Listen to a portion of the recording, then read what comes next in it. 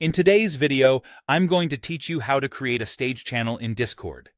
Stage channels are perfect for events where a few people speak and everyone else listens, like town halls, AMAs, and announcements. They're available on community servers, so we'll start there and walk through everything you need to know to set one up smoothly. First, open Discord and head to your community server. If you don't see the stage option later, it likely means the server isn't set up as a community server yet. For this walkthrough, make sure you're in a server that already has community features enabled, since that's where stage channels live. On the left side, look at your channel list. Find the category where you want the new stage channel to sit. Categories are those folder-like headings that group channels together, which helps keep things organized. Click the plus icon next to that category to create a new channel. If you prefer, you can also open the server menu at the top and choose Create Channel. Both routes take you to the same setup window. In the Create Channel pop-up, select Stage Channel as the channel type. This is important because stage channels behave differently from voice channels.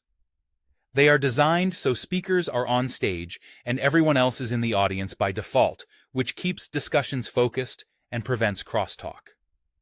Next, give your stage channel a clear, event-focused name.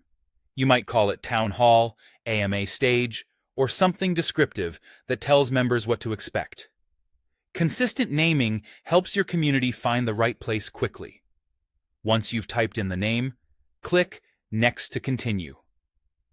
Discord will now ask you to add stage moderators.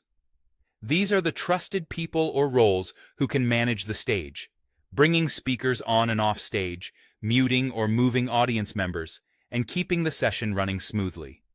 You can pick specific members or select roles if your server uses role-based permissions. Choose at least one moderator so events don't stall if you're busy. Keep the list focused to avoid conflicting actions and confirm your selections when you're done.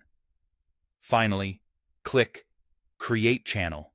Your new stage channel will appear under the category you chose, ready for your next live event. That's it. You've successfully set up a stage channel. From here, you can plan your sessions, invite speakers, and let your community know where to join. With clear naming and reliable moderators in place, you'll have a structured, engaging space for live conversations that your members will appreciate.